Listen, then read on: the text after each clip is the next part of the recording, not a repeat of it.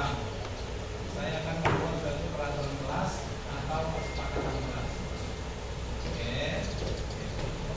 Sebelum saya melakukan ini, saya ingin tahu dulu siapa yang sudah hadir. Hadir teman telah berpaling.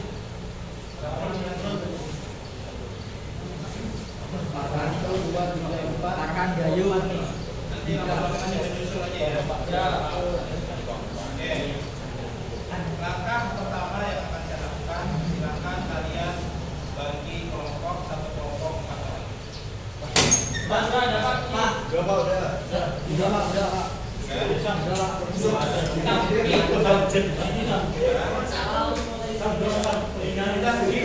Pasti bikinnya yang pintar-pintar.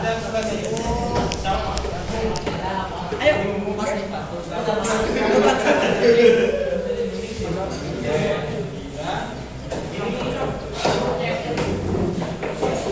Buat apa Pak? Coba terap.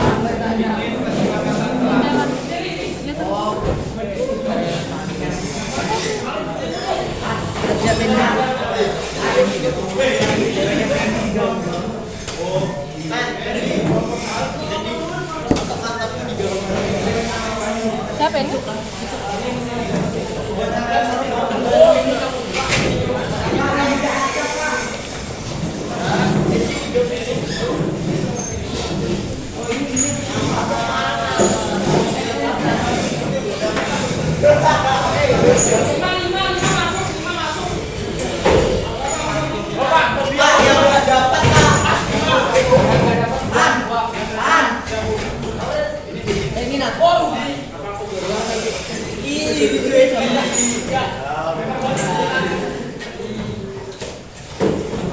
Digerakkan ya. Digerakkan ke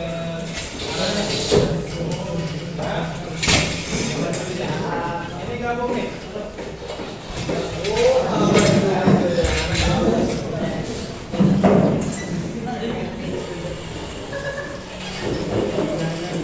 Yang belum dapat silakan gabung kelompoknya.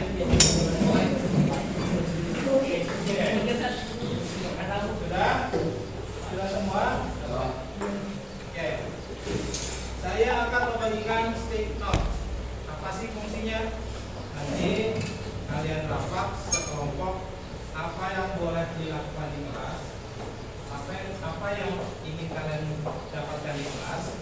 Misalnya kesepakatan saya tidak terlambat atau kesepakatan salah satunya adalah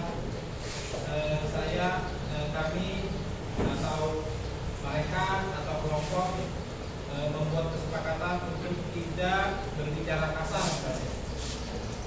Jadi kalian buat kesepakatan kelas yang nanti ada yang kesepakatan kelas ini seperti aturan yang kita kesepakati bersama. Dan itu tidak hanya untuk kalian, tapi juga untuk saya juga. Ya, saya akan bagi. Silakan ditulis kesepakatannya apa.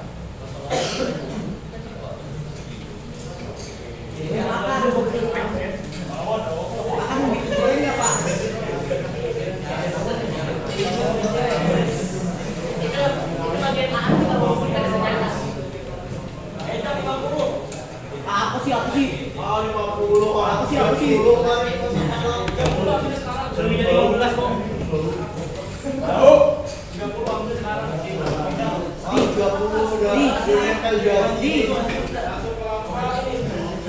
atau 3 kesepakatan.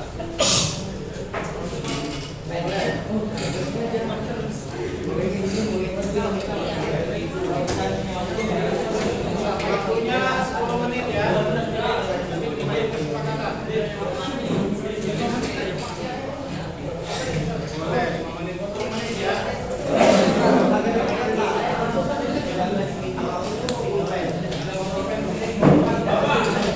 Yang tulis satu aja, yang lain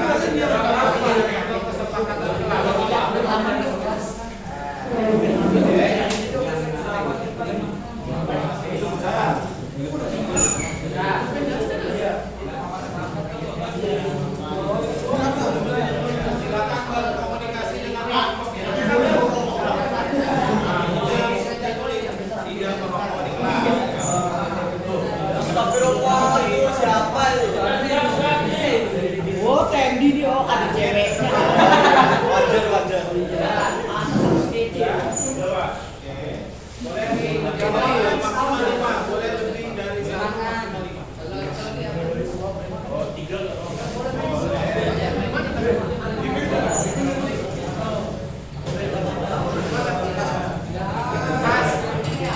Aku nih, jangan memakan bekal teman berlebihan ini.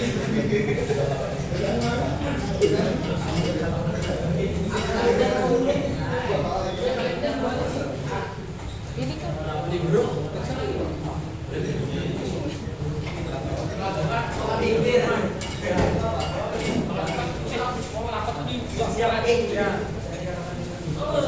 ini kameranya bisa arah ke bawah.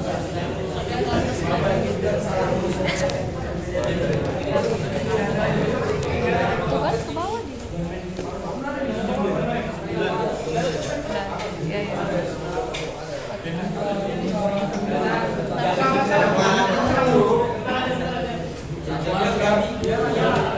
Nah, ya, Sudah.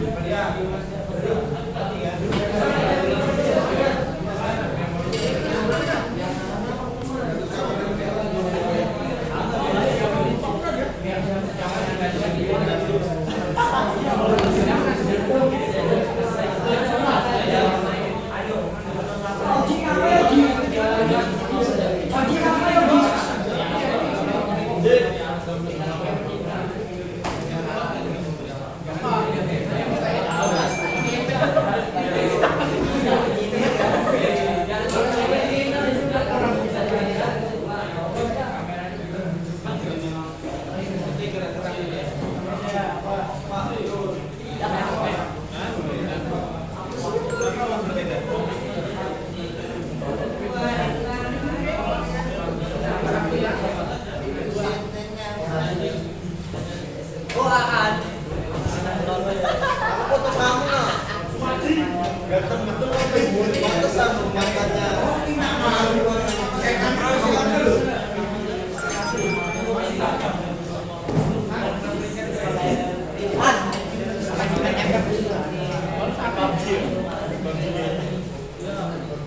sudah.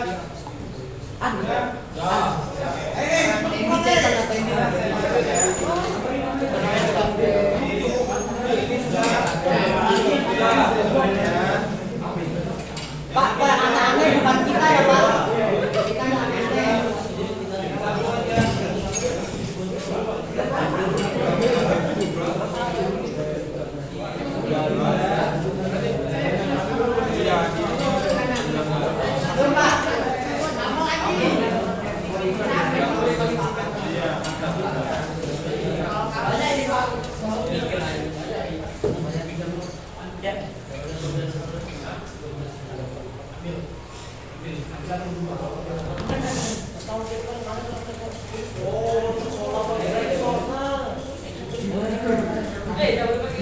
Bajunya dicuci.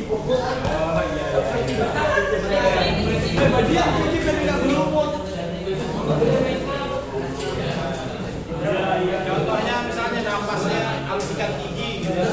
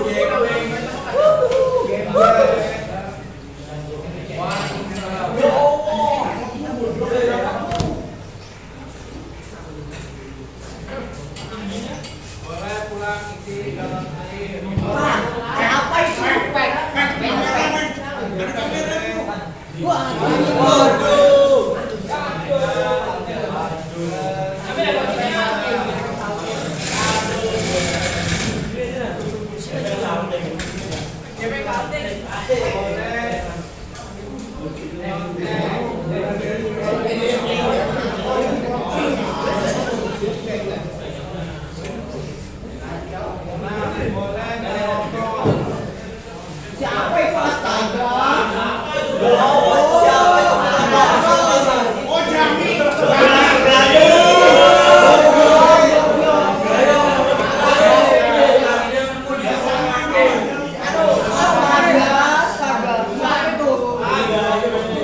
Gayo nih kebiasaan dari TK.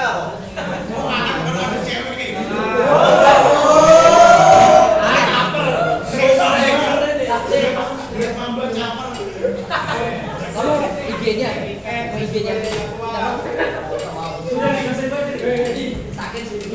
Sakit sih. Sama Tendi mau dia.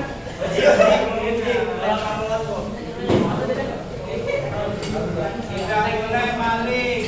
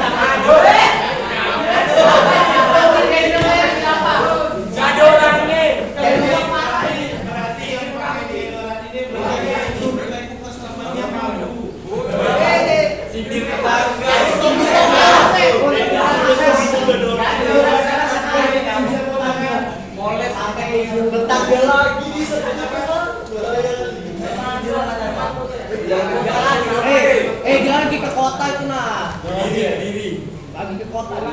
Oh, gayo jemput tante enggak dia? Iya.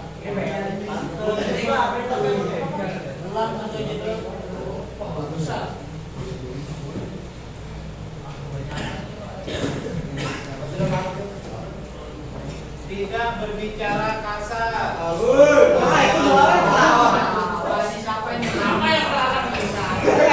Berani suntuk.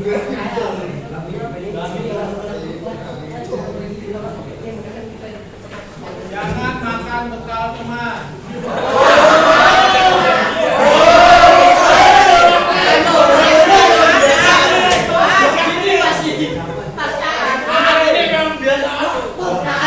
Buang sampah. Iya, bekal tuh biasa dimakan ya sama gue. Kayak gitu. Gue cari atasan tuh. Mangga. Oke, sudah. Sudah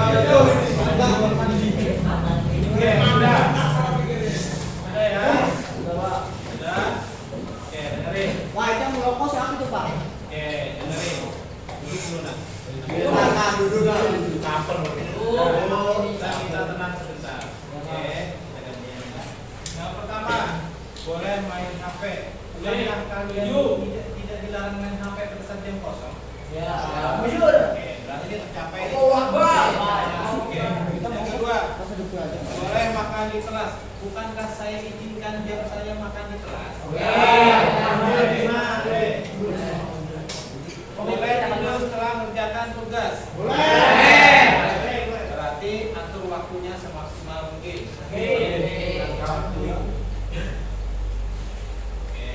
Ketiga, boleh pulang isi galon. Bahasanya bukan pulang. Bahasanya adalah boleh izin keluar isi galon. Pernah dilarang? Bisa, Pak. Bisa keluar, Pak.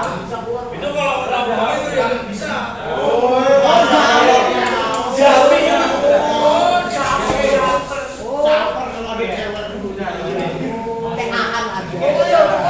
Diam dulu. Pak, kenapa masih dipersulit ketika isi air karena kelas kalian, kelas SMP angkatan kalian pernah ketangkap basah, alasannya isi galon tapi beli rokok bareng-bareng di belakang. Itu sehingga kadangkala isi galon hanya alasan untuk menghilang dari sekolah. Nah, makanya kalau mau isi galon nanti laporannya harus lebih akurat dan dijelaskan kalau kita praktek dan perlu tambahan ini. Karena tidak semua kalau gurunya itu dikasih jelasan yang bagus biasanya dia terima. Tapi kalau langsung nyolong aja itu nggak bagus. Oh, iya. Jadi ini bisa disampaikan, bisa saya sampaikan aja ke guru. Oke, ini bisa nih. Oke. Diskusi jika kesulitan, kalau saya ditanya, memang kalau ada kesulitan pasti diskusi. Nyontek. Wah, yang tahu tuh boleh banget. Oke, dengerin. Nyontek itu dalam aturan pendidikan itu adalah sebuah sikap yang berhubungan dengan mental. Pak, apakah kita boleh nyontek? Enggak diizinkan. Oh, kalian tetap nyontek kok. Ya, Pak. Kan udah minta izin. Tapi berhubungan dengan mental. Kalau kita nyontek, maka kompetensi yang kita raih tidak tercapai. Kenapa? Karena hasil orang yang kita raih. Sementara dalam hidup kita, kompetensi itu sendiri-sendiri, kehidupan itu sendiri-sendiri. Pasangan hidup pun sendiri-sendiri. Mau pasangan hidup aku bareng? Mau? Ya ada, itu berhubungan dengan mental. Kalau pasangannya lebih dari satu boleh, tapi kalau satu bareng-bareng sama teman kalian itu nggak boleh. Oke, ingat ya. Jadi nyontek ini berhubungan dengan sikap dan moral. Jadi diusahakan jangan nyontek untuk meningkatkan kompetensi. Berikutnya jangan boleh ngerokok. Ini aturan resmi sekolah yang berhubungan dengan etika. Jangankan kalian, gurunya saja dilemarahin ngerokok apalagi kalian. Jadi ada kalau tukang saya kalau tukang nggak ada aturan untuk dimarahin kalau tukang. Ini kok ada cewek gitu ya? Tahu cewekmu nih. Melepas sepatu saat masuk kelas. Wah, itu nggak cocok, Pak. Cocok, Pak. Cocok itu. Iya. Tapi syaratnya Pakaian anak, Pak. dilepas, dengerin. Kalau sepatunya tidak dilepas, syaratnya kelasnya harus tetap bersih. Mana ada piket, Pak? Ya, dan ingat nih. Ada piket. Berdasarkan piket. Ya, dengerin. Pak, bagaimana kalau dia nggak piket? Biasanya laporan ke wali kelas. Nanti wali kelas akan memberikan sanksi. Oke. Oke, dengerin. Tidak boleh maling. Itu maling bukan sih, Pak. Masalah itu nggak terjadi sama kalian, sama saya juga.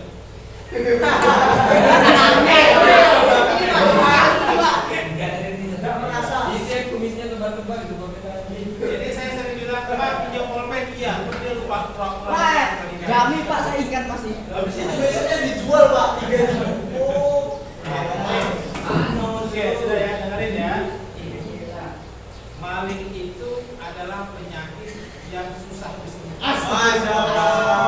Itu yang dimaksudkan tuh. Dengerin.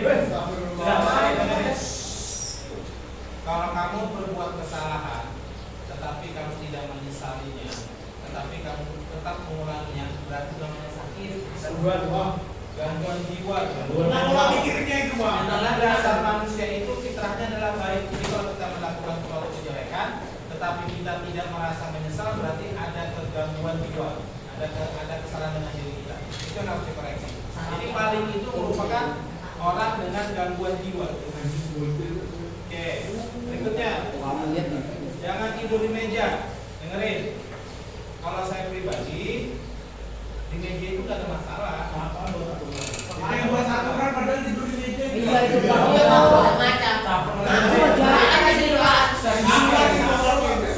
Oke, dengerin. Tetapi dengerin. Kalau kita tidur di meja, maka mejanya tidak awet. Kalau kita tidur di meja, terlihat tidak sopan. Kalau kita tidur di meja, badan kita, apalagi kalau terlentang, ada yang kelihatan lebih jelas. Kalau terkurang nanti mejanya bermasalah. Ada lubang-lubang lagi.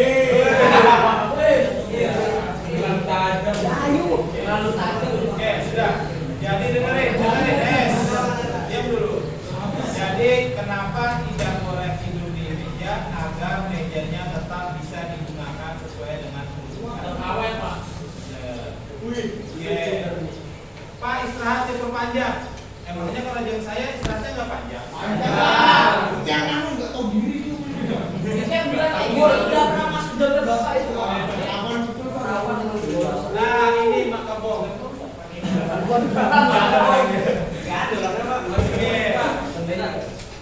Sampaikan kesepakatannya bahwasannya nanti kita temukan kesepakatan kalau sudah olahraga, kalau sudah praktek usahakan cuci muka dan cuci Mandi.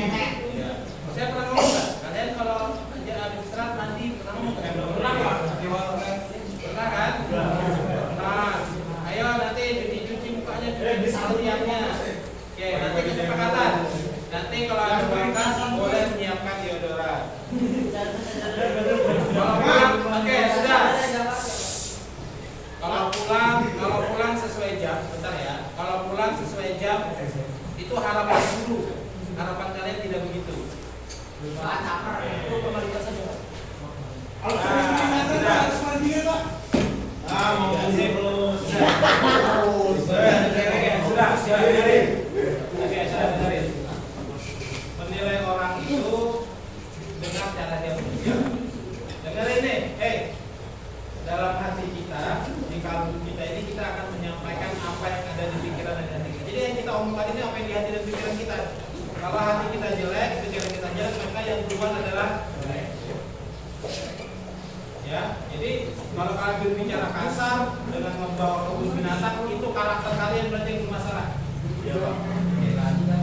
Jadi kalau kalian berbicara kasar berarti karakter dirinya yang bermasalah. Jadi kesepakatannya kalau ada kalian berbicara kasar berarti diri kalian yang bermasalah. Terus gimana caranya? Kurangi. Kalau tidak bisa menghentikan minimal kurangi. Jadi kesepakatan kerasa jangan berbicara kasar. Oke? Ini menjadi acuan. Nanti saya akan ambil gambarnya ini. Saya akan buatkan acuan dasarnya berdasarkan kesepakatan yang kita buat. Jadi nanti bahasanya akan saya ganti. Dan ini kelas ini ada satu dan lagi kelas ini masalahnya. Kalau disuruh praktek susah dulu. Iya Pak. Pojok namanya ada, Pak. Jangan pojok asal tidur, Pak. Pura-pura dan dengar. Iya, nasi baju. Ngomong terus. Oh. Sana sakit perut. Ya. Jadi Jangan kayak gitu, Pak. nanti kesepakatan yang kita ambil tulis di depan ini sudah. Bajunya banyak.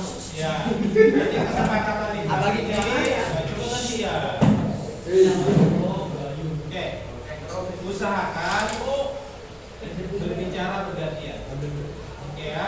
Nanti kesepakatan kelas ini akan saya ketik ulang dan akan saya tempel nanti dengan bahasa yang resmi tetapi mudah dipahami. Oke. Kalau ngerokok nggak saya tulis kok dong. Iya, Pak. Itu cuma gabut aja, Pak. Nggak tahu siapa itu. Tapi yang deodoran saya tulis. Akan Iya, semua. Pak. Oke. Ada pertanyaan? Oke. Setelah ini silakan koreksi diri, silakan perbaiki diri yang hal-hal tidak baik, yang nilai tidak baik perbaiki diri. Sampai ketemu lagi di kelas berikutnya dengan suasana yang berbeda. Terima kasih. Assalamualaikum warahmatullahi wabarakatuh. Video kan foto. Video. Oke. Assalamualaikum warahmatullahi wabarakatuh. Waalaikumsalam warahmatullahi wabarakatuh. Terima kasih teman-teman atas kehadirannya. Terima kasih atas kesempatannya. Kali ini saya akan memaparkan tentang aksi nyata model 1K tentang praktek pembelajaran atau pembagian praktek positif. Bapak Ibu sudah kenal saya. Saya calon guru penggerak angkatan 10. Materi yang akan saya sampaikan adalah budaya positif dan perubahan paradigma belajar. Kita tahu budaya positif itu perwujudan tentang sebuah nilai keyakinan universal di sekolah, perwujudan nilai-nilai atau keyakinan universal di sekolah, menciptakan kolaborasi atau bekerja sama, kemudian mengembangkan nilai positif murid, mewujudkan pribadi yang berintegritas dan mendekatkan dengan profil pendidikan Pancasila. Perubahan paradigma belajar itu yang diharapkan untuk kedepannya adalah disiplin positif, kebutuhan dasar manusia, motivasi perilaku manusia, posisi kontrol dan keyakinan kelas. Yang terakhir saya bahas adalah segitiga restitusi. Apa sih materi ini dan apa sih yang akan saya bagikan? Berikutnya adalah konsep dasar tentang pembelajaran berpihak kepada murid. Jadi konsep dasar pembelajaran itu adalah berpihak kepada murid, kemudian sebagai pemimpin pembelajaran, dan mewujudkan profil Pancasila pada sebuah sistem pendidikan di SMK 11 ini. Paradigma atau teori kontrol dari stimulasi merespon terjadi teori kontrol. Yang pertama adalah stimulasi respon. Di sini ada paradigma baru stimulasi respon melalui kebutuhan sama orang. Jadi teori kontrol ini ada dua, ada stimulasi respon dan ada teori kontrol. Yang pertama adalah kebutuhan semua orang itu sama, guru mencoba merubah murid, perilaku buruk nilai sebagai kesalahan. Jadi hal ketiga ini menjadikan dasar respon kita, yaitu kebutuhan semua orang itu sama pada dasarnya. Jadi dasar kebutuhan sama. Yang kedua, guru mencoba mengubah murid. Yang ketiga, perilaku buruk yang dilihat sebagai kesalahan. Kemudian ada namanya teori kontrol. Pada sistem paradigma ini yang disebut dengan kebutuhan semua orang berbeda, guru memahami pandangan murid dan perilaku buruk memiliki tujuan. Berikutnya adalah disiplin positif. Apa sih disiplin positif itu? Disiplin positif adalah disiplin bukan hanya kepatuhan, tapi mengembangkan disiplin anak melalui perilaku berdasarkan nilai kebajikan. Kebutuhan dasar manusia yang tertera di sini dan yang akan saya sampaikan adalah bertahan hidup. Jadi kebutuhan dasar manusia itu yang pertama adalah bertahan hidup, cinta dan kasih sayang, diterima dan dihargai, pengakuan atas dasar kemampuan dan kebebasan pilihan serta kesenangan. Jadi dasar-dasar inilah yang menjadi patokan dasar kebutuhan dasar manusia itu: bertahan hidup, cinta dan kasih sayang, diterima dan dihargai, pengakuan atas dasar kemampuan, kebebasan dan pilihan serta kesenangan. Bapak Ibu sekalian, berikutnya adalah motivasi perilaku atau yang berdasarkan Dian Gosen tahun 1996. Beliau menyampaikan bahwasannya menghindari ketidaknyamanan adalah atau hukuman, itu sebenarnya eksternal. Jadi motivasi perilaku manusia itu yang pertama menghindari ketidaknyamanan atau hukuman, mendapat imbalan atau penghargaan, menjadi orang yang diingatkan atau diinginkan dan menghargai diri sendiri. Jadi di sini menurut dosen itu ada 3 motivasi perilaku manusia: menghindari ketidaknyamanan atau menghindari hukuman, kemudian mendapatkan imbalan atau penghargaan, dan berikutnya adalah menjadi orang yang diinginkan. Konsep disiplin dengan pendekatan restitusi. Jadi apa sih restitusi itu? Kita dasar seperti ini restitusi. Restitusi itu adalah proses menciptakan kondisi untuk memperbaiki kesalahan. Contoh restitusi, misalnya perbedaan kasus terlambat.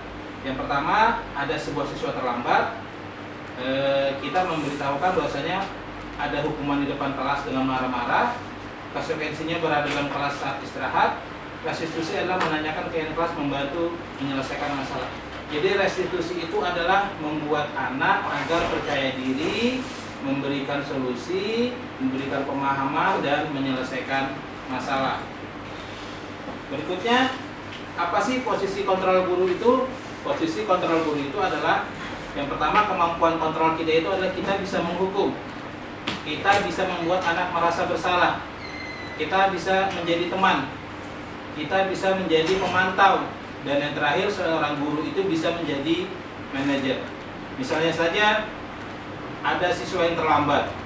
Nah, menghukum itu misalnya patuh peraturan. Misalnya kita ngomong, kamu harus patuh peraturan, berarti itu kategorinya adalah menghukum. Kemudian membuat rasa bersalah. Maka kita sering mengatakan, anak-anak, masa kamu tega sih terhadap orang tua kamu sehingga kamu bisa terlambat? Itu motivasi salah satu membuat anak merasa bersalah. Kemudian kita sebagai teman, karena kita ngomong kan, kalau kita ambil teman, lah masa begitu aja terlambat, harus tepat dong. Nah, jadi posisi kita juga bisa sebagai teman. Kemudian posisi kita juga bisa sebagai pemantau. Kita melihat perkembangan anak, terus kita juga bisa ngomong, kamu sudah berapa kali terlambat? Nah, itu salah satu contoh kategori pemantau. Dan yang terakhir adalah manajer. Manajer itu maksudnya mendapatkan tentang kita memotivasi anak untuk mengatur sehingga anak itu tahu kesalahannya. Itu salah satu manajer. Berikutnya adalah keyakinan kelas. Keyakinan kelas sesuatu yang diyakini bersama oleh seluruh anggota kelas. Jadi kita membuat keyakinan kelas itu adalah kita sebelum masuk kelas, biasanya kita ada kesepakatan kelas. Misalnya kita tentukan, anak-anak, hari ini kalau kita masuk kelas saya, apa kesepakatannya? Misalnya kalau terlambat, apa sanksinya? Kalau misalnya masuk dan tepat waktu, apa hadiahnya? Itu salah satu bentuk dari keyakinan kelas.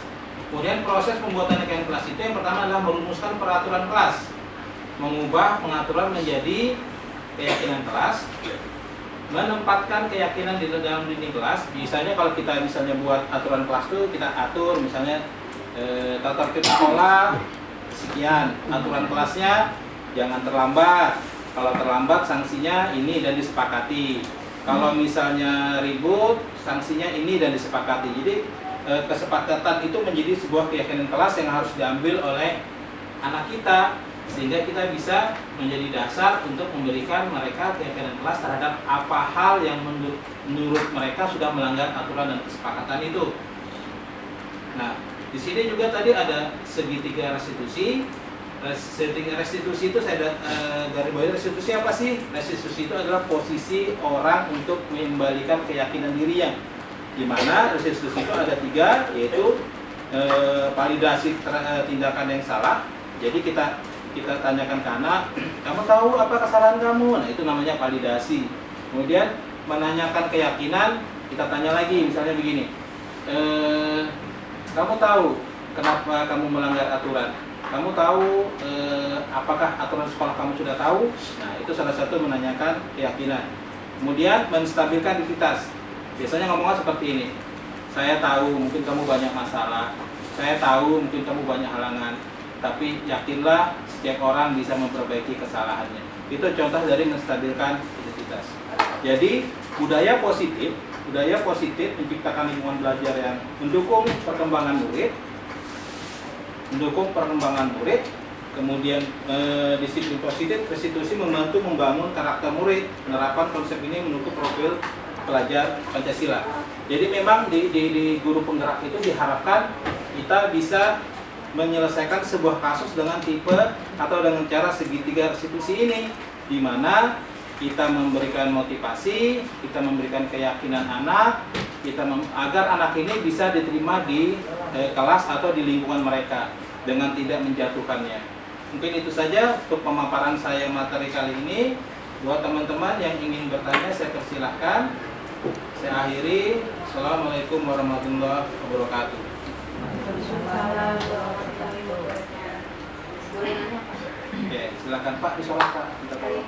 Mengenai restitusi tadi Pak, kita kan sebagai pendidik ya, kita memberi restitusi terhadap peserta didik. Boleh saya tanyakan bagaimana restitusi tersebut terhadap diri kita? Ibu, terima kasih pertanyaannya. Jadi pertanyaan itu bagaimana restitusi dengan diri kita. Jadi di dalam sebuah restitusi itu ada namanya keyakinan kelas atau kesepakatan kelas. Nah, restitusi terhadap anak adalah memberikan kesepakatan diri kita kepada anak, dan anak juga memberikan kesepakatan dia, sehingga pada saat kita melakukan sesuatu itu sesuai dengan perjanjian atau kesepakatan yang dilakukan di kelas. Misalnya kita bilang anak-anak, kesepakatan kita tidak boleh terlambat. Itu restitusi untuk anak-anak. Dan restitusi buat kita adalah kita mencontohkan kepada anak dengan kita tidak terlambat. Mungkin itu Bu ya. Terima kasih. Akhiri pemaparan tentang nilai positif ini.